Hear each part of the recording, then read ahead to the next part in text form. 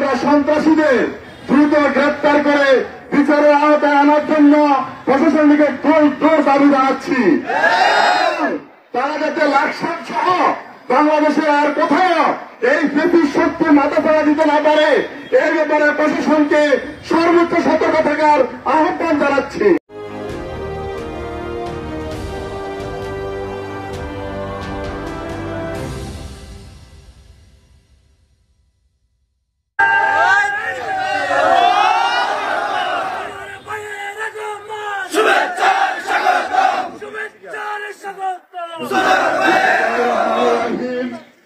উপস্থিত আজকের এই বিক্ষোভ মিছিল উত্তর সমাবেশের সম্মানিত সভাপতি, লাকসাম পৌরসভার সংগ্রামী আমির জলালউদ্দিন পাটোয়ারি ভাই, লাকসাম উপজেলা সেক্রেটারি জুবাইর মসল ভাই, প্রোগ্রামের সঞ্চালক পৌরসভা সেক্রেটারি শহীদ ভাই সহ অন্যান্য নেতৃবৃন্দ এবং সম্মানিত লাকসামবাসী, আসসালামু আলাইকুম। আমরা আজকে সমাবেশ বিক্ষোভ মিছিল উত্তর সংক্ষিপ্তভাবে তিনটি কথা বলবো।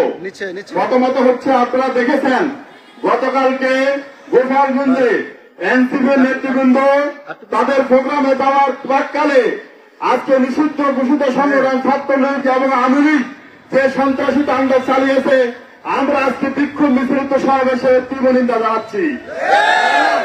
আমরা সন্ত্রাসীদের দ্রুত গ্রেপ্তার করে বিচারের আওতায় আনার জন্য প্রশাসনকে জোর দাবি জানাচ্ছি।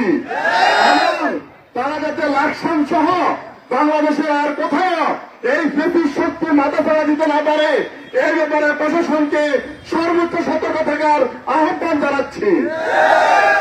দ্বিতীয়ত যে কথাটি বলবো, আগামী 19 জুলাই ঢাকার শরণার্থী উদ্যানে দুপুর 2টায় বাংলাদেশের স্মরণকালের ঐতিহাসিক সমাবেশ অনুষ্ঠিত হবে ইনশাআল্লাহ। এই সমাবেশ হবে পিআর পদ্ধতিতে নির্বাচনের দাবি আদায়ের সমাবেশ। এই সমাবেশ হবে পরবর্তীতে বাংলাদেশের সকল জাতীয় নির্বাচনে তত্ত্বাবধায়ক সরকারের অধীনে নির্বাচন হওয়ার সমাবেশ। এই সমাবেশ হবে লেভেল প্লেইং ফিল্ড নির্বাচনের জন্য তৈরি সমাবেশ। এই সমাবেশ হবে বিগত 17 বছরের ব্রিটিশ সরকারের সকল অপকর্মের দ্রুত বিচারের দাবি সমাবেশ। সমাবেশ হবে রাষ্ট্রের এবং প্রশাসনের প্রয়োজনীয় সংস্কারের সমাবেশ। আপনারা লাকসামবাসী দলে দলে এই সমাবেশে যোগ দিবেন, এই আহ্বান জানাচ্ছি।